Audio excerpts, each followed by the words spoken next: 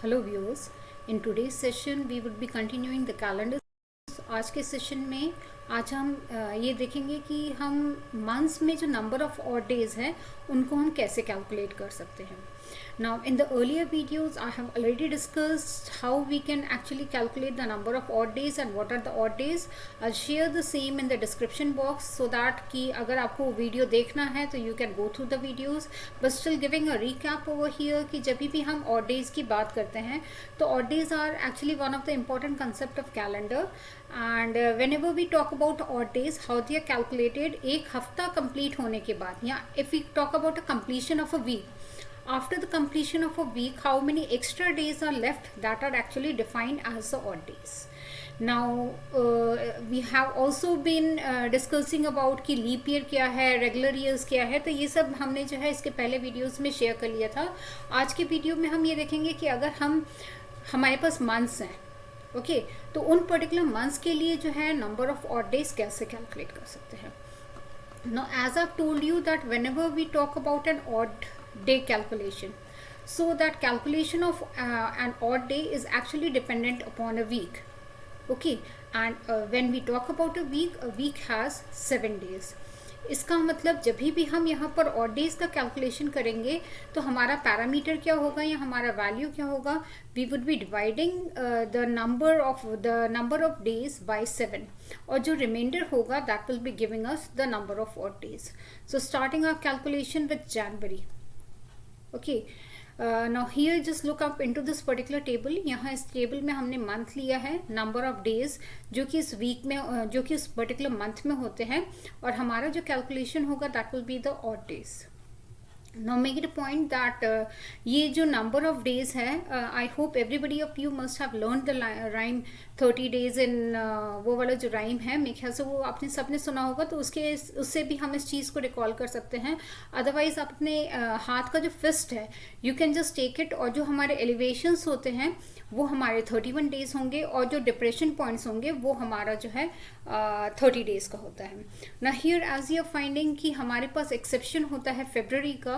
Y? Because कि जब हम फेब के नॉर्मल डेज की बात करते हैं तो that has 28 days, okay, but जब हम लीप ईयर की बात करते हैं तो as you all know a leap year has 1 day extra, okay, that means a leap year has 366 days.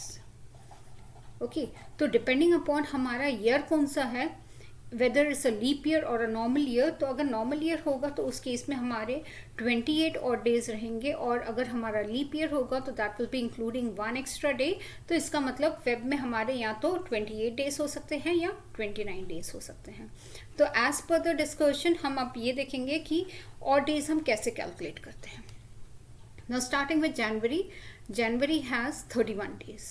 Okay, now 31 days है. As I told you odd day निकालना है. Odd day is the number of extra days left after the completion of a week. तो simple what we have to do, 31 days है, divide करना है 7 से. 7 4s are 28, so what's your remainder 3. इसका मतलब जनवरी में we have 3 odd days. Next coming into February. Okay, Feb में देखिए अगर हम 28 डेज की बात करते हैं तो 7 4s are 28 होता है, तो उस केस में हमारा रिमाइंडर क्या बच जाएगा 0. और अगर 29 होता है तो 7 4s are 28 and the remainder will be 1. तो जब भी हम ऑड डेज की बात करते हैं तो ऑड डेज में we are not really concern about the quotient value. Obviously हम डिवाइड कर रहे हैं 7 से, तो हमें कोशेंट वैल्यू से कोई कंसर्न नहीं है. We are only concern about the remainder. क्यों? क्योंकि इतने हफ्ते हो गए हैं. It means January consist of 4 weeks and 3 odd days. यहाँ पर हमें सिर्फ ऑड डेज को कैलकुलेट करना है. So that is the reason we are just taking the remainder portion into consideration.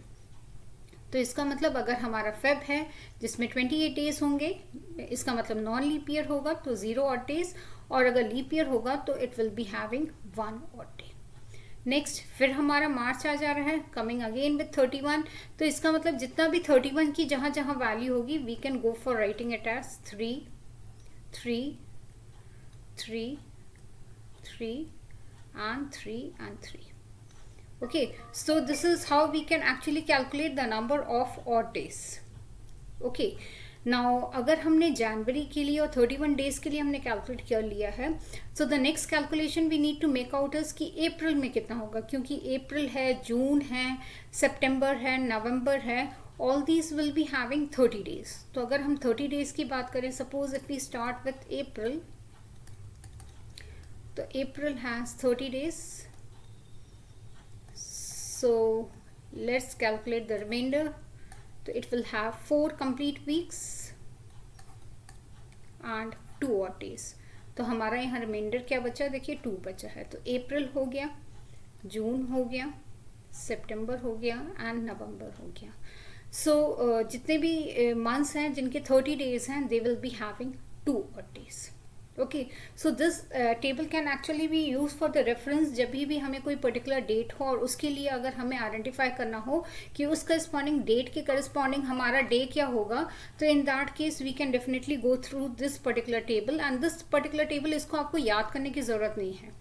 Somewhere you should know कि हमें नंबर ऑफ ऑड डेज निकालना है, and the number of odd days would be governed by how many extra days we are having after the completion of the week. Week इसका मतलब 7 की value होती है, a week has 7 days. So 7 का मतलब होता है कि हम 7 से डिवाइड कर लेंगे, जो रिमाइंडर आएगा that will give us the values of the odd day. So this is the reference table जो कि हम आगे भी यूज करेंगे कैलेंडर के प्रॉब्लम्स को सॉर्ट आउट करने के लिए। So that was all about today's discussion. I hope you would had understood the concepts thoroughly. आज का हम डिस्कशन यही वाइंड अप करते हैं। In case you have any doubt you can share the same in the comment box. Keep on subscribing my channel and sharing my channel. अगर आपको कोई आगे और वीडियोस आप चाहते हैं कि हम शेयर करें, तो definitely keep on posting. Okay, so that was all about today's discussion. Thank you.